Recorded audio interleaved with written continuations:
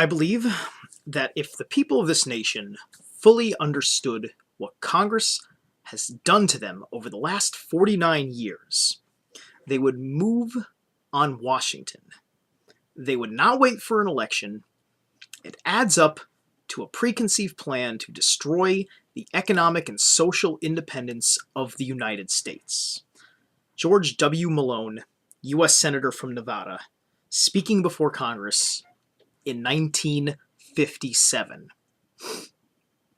So this is about the process of American enslavement. This has been a one of the most serious subjects I'm ever going to cover as we move forward into the final phase of the New World Order, which I believe will fail, but not without some successes first. I mean, as we've already seen a couple. But we're seeing some failures arise as well. But I'm just going to focus on what they have done, and what they have done for a while. So this has been an intentionally slow-moving process of handing authority to the federal government ahead of stripping the Constitution through the destruction of the separation of powers. Because the separation of powers, that's the glue. That's the thing that holds the entire liberty concept together. So that way one branch of government, checks and balances, is accountable to another. And they're doing it slowly because, obviously if it happened quickly, we could tell. You consistently hear of people saying, look at what they're doing. It's just like what the Nazis did, but then they laugh at you because it's just this one little thing that doesn't matter and who cares and it barely affects you. And then that gets compounded with something else, and then with something else, and then all of a sudden 6 out of 10 things the Nazis done are being done in America, and then people start getting worried. And that's partially where we are right now. The other part of it is that while people were starting to get the hint, they started actually smartening up and looking on the internet and looking in their libraries and start reading books and started getting the fuck wise. So here's my process of getting the fuck wise. I don't have all the pieces, but I know I am looking in the right places, and I am helping you understand this specific part of the problem. So here is the story as I understand it. After the fulfillment of Manifest Destiny, with most of the American territories established, there was no more potential for dividing power among slave states and free states. That was always the big deal. Whenever a new state was coming into being, they would often delay it until there was a state on the other side of the slavery issue ready to go, to keep representation in the Senate and in Congress balanced. Basically, that was a big deal. Probably a bigger deal than it needed to be. But what we did have was a centralized banking system that had already been disrupted through the Jackson administration, which was good. But those banks still existed. A great deal of them dominated in New York State, through New York City, the whole downtown area, Manhattan, where all the financial district was. And they had perfected their ability to control wealth, by influencing political factions like Tammany Hall.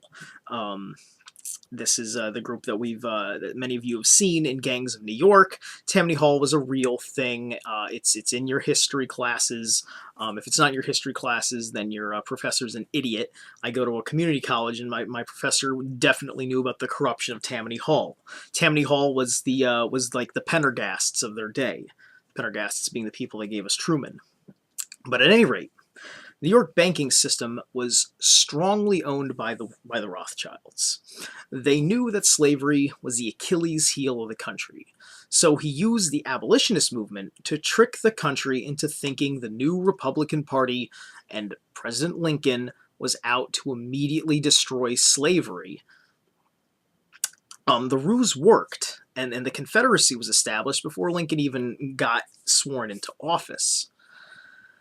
The truth was not that slavery was under assault, but certain members of the Senate in the North, members of Congress too, but there's a good deal of people in the Senate. They wanted to desecrate the 10th Amendment and make America a more unitary system where states have less sovereignty, and sell it as the only way to prevent slavery and the racist establishments. I've always understood the states as the unofficial fourth branch of government and part of the separation of powers. Because the South abused that authority, it was stolen from them. But it was stolen from the North as well.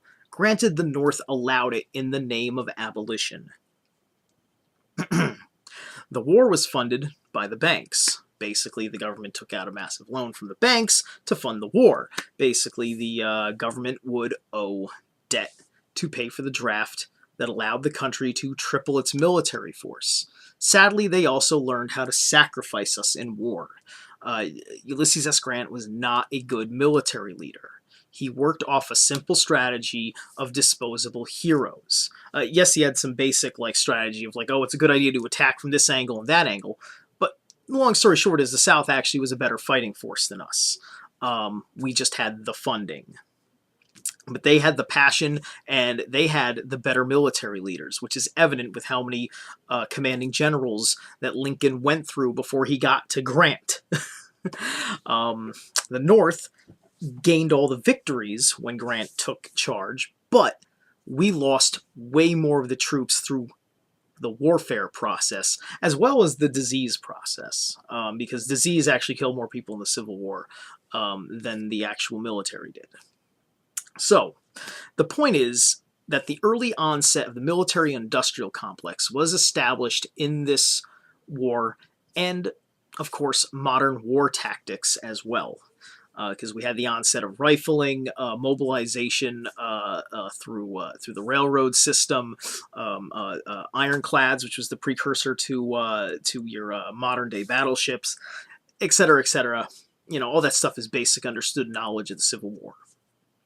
We also had the National Banking Acts of 1863 and 4 passed. This act basically established the national banking system that would lay the infrastructure to become the Federal Reserve System. During the Reconstruction, we learned how to occupy conquer territory and rebuild it and make the local community submit to the new leadership. This wasn't done very well, but it worked. The KKK and other pro-Confederate groups would become America's first terrorist organizations and insurgencies. As we went brother against brother and instilled a great deal of hatred by the shame that we put the old aristocratic, wealthy leaders who were the slave owners of the time. Granted, there were a lot of poor people in the South that weren't treated so well either. And there were plenty of racist commanding officers and grunts, in the war, on the Union side. So it was a little less righteous than we sell it to be, although there was good intentions from some people. It's complicated, but just hear me out on the rest of my points. So we move through Reconstruction to 1877, and then we enter the Gilded Age, the famous rise of the Morgans, the Carnegies, the Rockefellers, and all the other usual suspects. This was also the time we see the rise of the labor unions, the natural consequence of the super companies who had a monopoly on the national economy. When entire, areas rely on one business to provide the jobs, and they can crunch the wages to whatever they want. There's no freaking competition, and the government basically gave them that contract. The railroad trusts was the number one culprit. That's what led to the antitrust laws in a great deal of ways. So you check out, we have the Interstate Commerce Commission comes into play, which is the first major bureaucracy, which was really a minor bureaucracy. It was an abject failure. As soon as they gave it authority, the railroad trusts immediately co-opted it. And they didn't give it authority till, much later when they started putting teeth on antitrust laws, etc. All of these financial barons were given their power by the government during Reconstruction. The evil intent of the corporations that was hidden from us was the true issue that no one knew they were fighting, much like the Tea Party and Occupy Wall Street, although they are quickly learning. Although sometimes as I look at this election, I even wonder if they're even quickly learning enough. But at any rate, I still hold out hope as things get worse. Fast forward to the 1900s. This is where things get crazy by design. This was the height of the Gilded Age. Teddy Roosevelt tried very hard to fight it. He had some good victories, but overall he lost. In the beginning of his presidency, he forced J.P. Morgan to destroy his bank trusts. However, by 1807, we had the Panic of 1807, which was the last big panic we would have before the Great Depression. This panic was both created and solved by J.P. Morgan. The solution was that the banks bailed out the government, the exact opposite of what happened in 2008, 101 years ago, or years later, rather. This panic had three consequences. One was the perceived needs of the 16th Amendment, the perceived needs of the 17th Amendment, which was related, as well as the Federal Reserve System.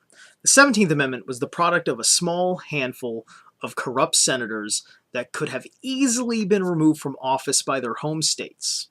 What are you going to do? You want people to be perfect? Come on. But the Hearst newspapers blew it out of proportion. It was more or less started by one journalist from Vanity Fair and got extrapolated through the Hearst system. Vanity Fair was part of the Hearst system, Hearst payroll. So 17th Amendment gives us the popular vote of senators, which allowed the banks to buy the vote of the upper Congress. Pretty damn simple. They got to run their campaign. They're going to get campaign contributions. It all works into the machine. And this is the second time a separation of power was successfully attacked. First you had the states, now you have the Senate. And remember this, the Senate approves Supreme Court justices.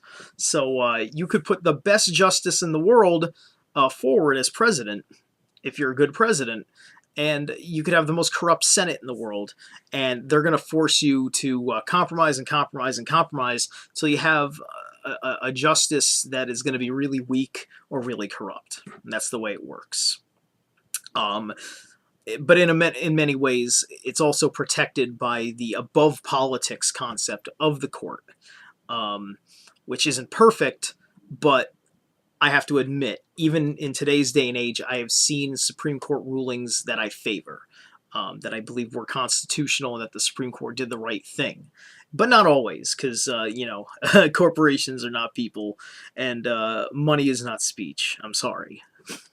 But anyway, on top of the legalized theft of a portion of your income without regard to the economy or your budget, they had worked all of the major infrastructure that they had needed to set the precedent for the rest of the 20th century. During the 1920s, Wall Street lenders decided to allow short-term high gains by selling stocks on margin, meaning they would cover the price of the stock so a poorer person could afford it. Then they had speculators lie and say that the American economy will always rise and the American dream is on Wall Street. So hand over fist, naive average Americans were dumping their life savings and daily paychecks into the stock market because the stock market was artificially inflated in what was only a matter of time before the lenders' numbers started coming up short. As people were not being able to fulfill all of their the margin payments that they owed. So they would do something called a margin call, where they would call in all of the extra money they're supposed to be expecting from the people they lent their money out to. They did this in a big way in 1929, and thus that is how they stole our money through a fraud of the public. That's a simplification of it, but that's pretty much how it works. And we still do margin calling now. It's more regulated, but that regulation unfortunately helps with the illusion. So it's worse. Trust me, it's worse.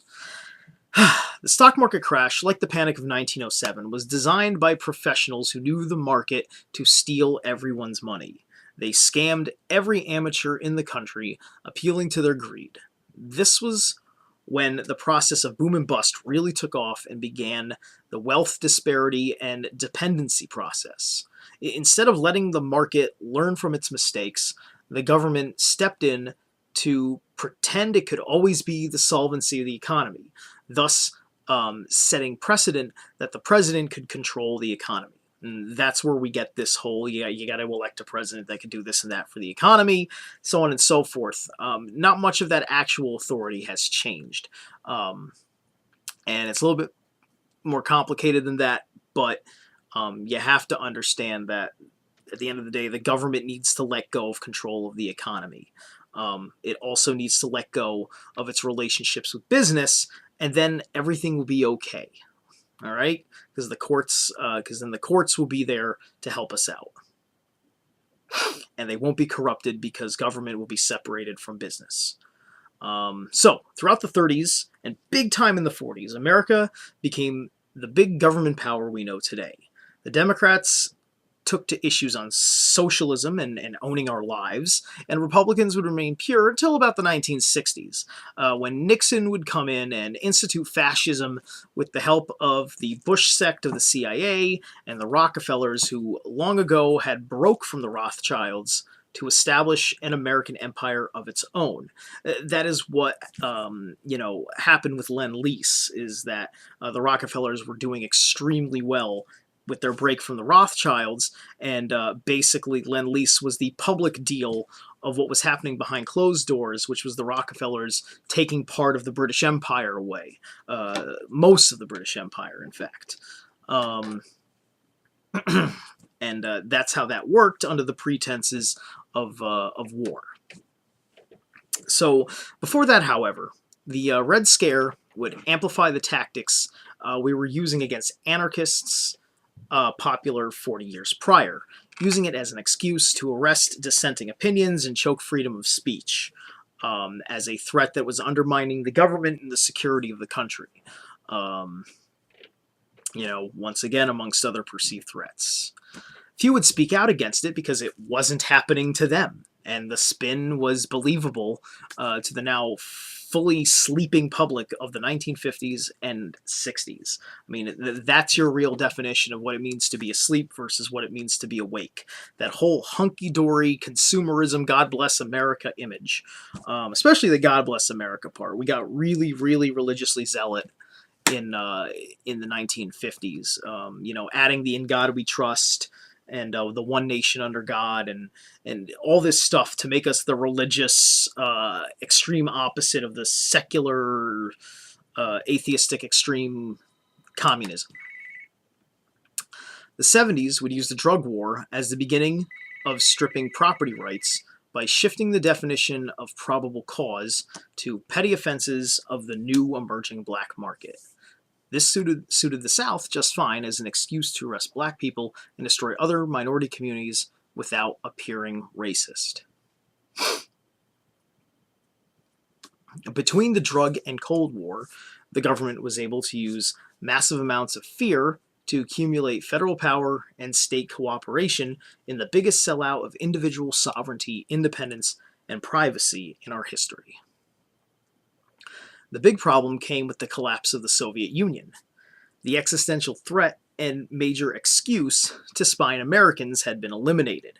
The only thing left were the radical Islamic states that were installed to fight the Soviets.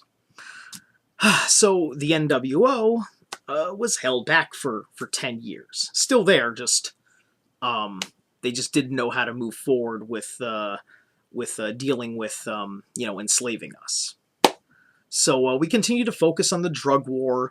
We ended up dropping the whole AIDS epidemic, which was out there basically to destroy homosexuality and the general promiscuity of people, which was an absurd way of trying to regulate, sexual urges and people naturally being who they are.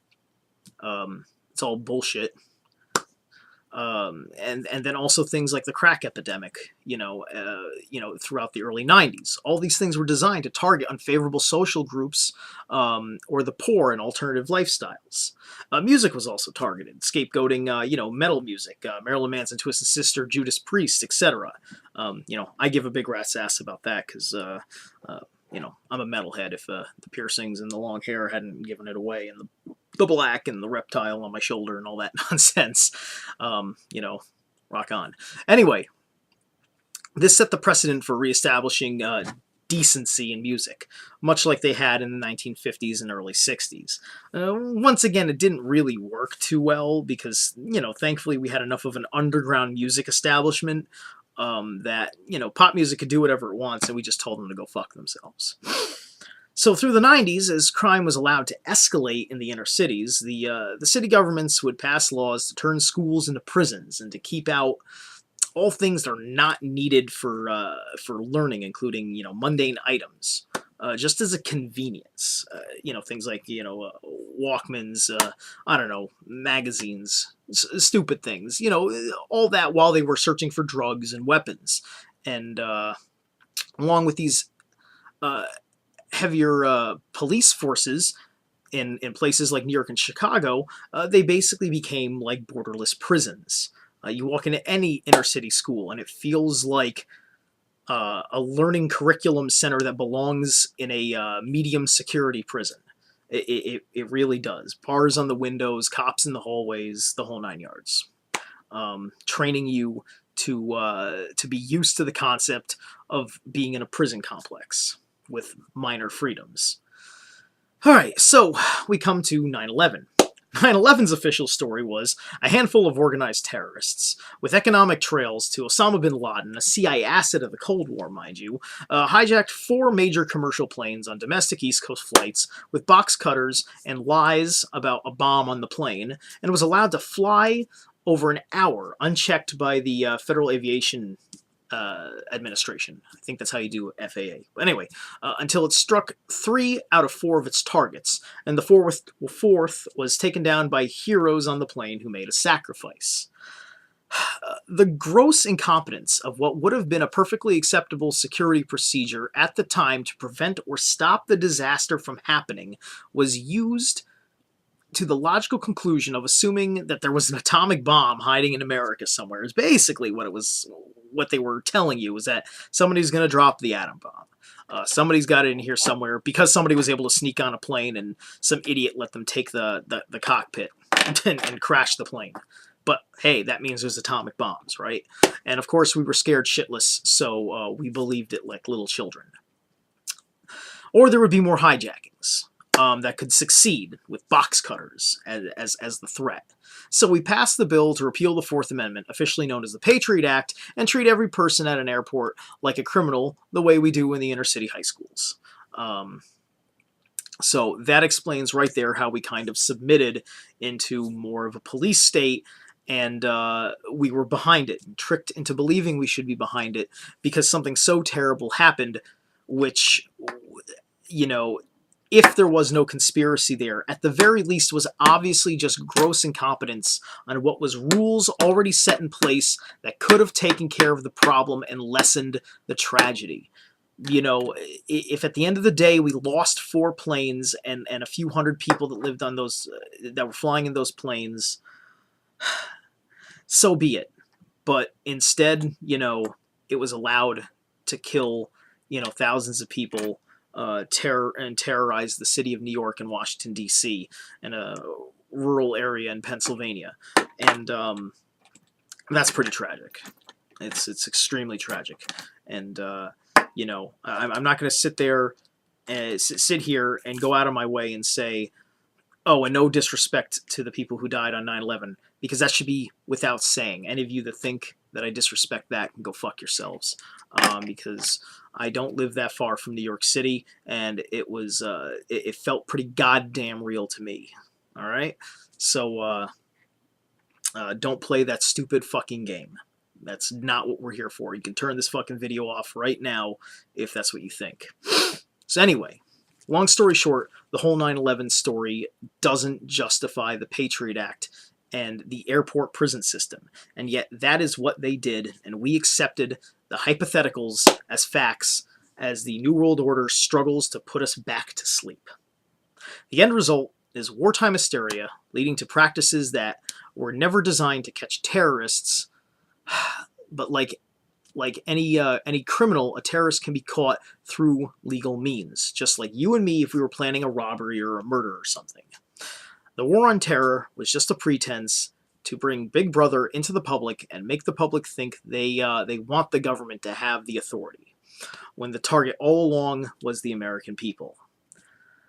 This all working to the end of making us all subservient consumers to fuel the various corporations that make the country a threat to world peace so they can be the only player in town, undermining the government all over the world and battling the other secret powers like the Rothschilds or the Chinese. That's what's going on. It has everything to do with manipulating how we work our economy, through entrapping us into programs that sell into the products they need to make money off of so they can continue to fuel the military-industrial complex to go out and to be conquerors and not to have us rise up against the conquerors and change the face of America into America that isn't conquerors.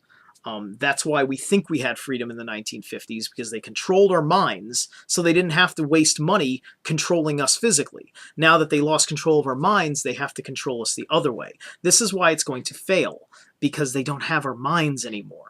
We fucking see it and we don't fucking want it, and we're fighting it. And that's what they're fucking scared of.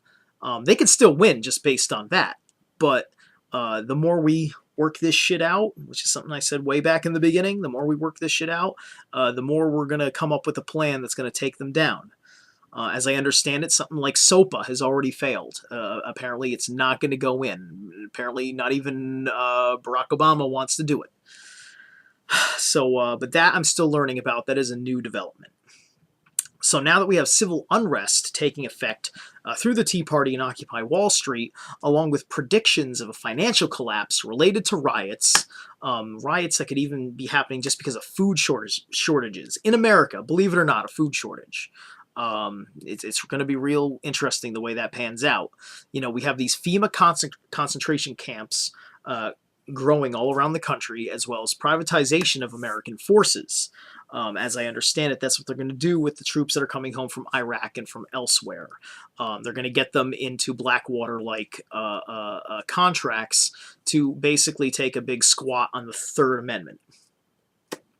Anyway, and several of the other bases around the world. So potentially Afghanistan as well, depending on how the Iran conflict pans out.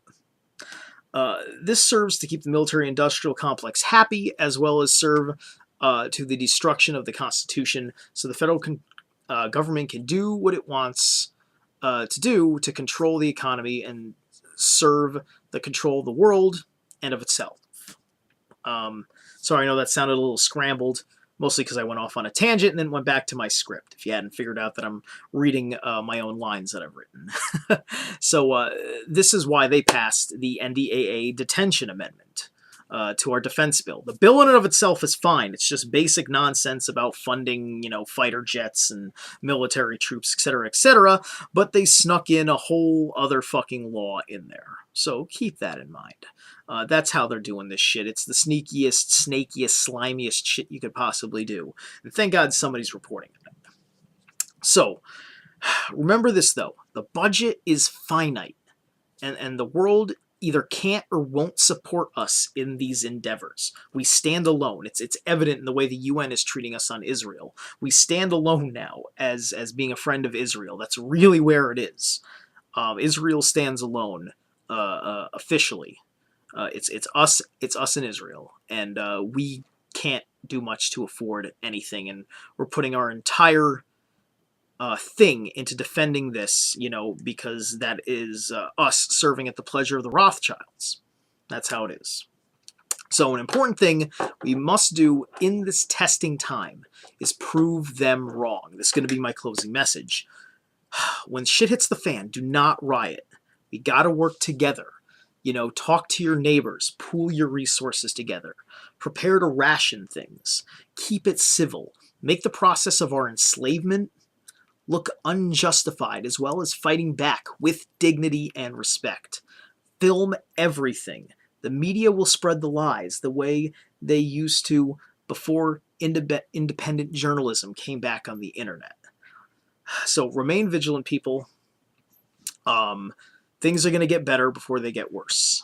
I promise. If you've been following anything that I've been saying and looking into things that I've talked about, you will understand that it's going to get better eventually. It's going to get a little bit worse, but it's going to get better. Necessary suffering, it's sad to say. All right. Have a good night.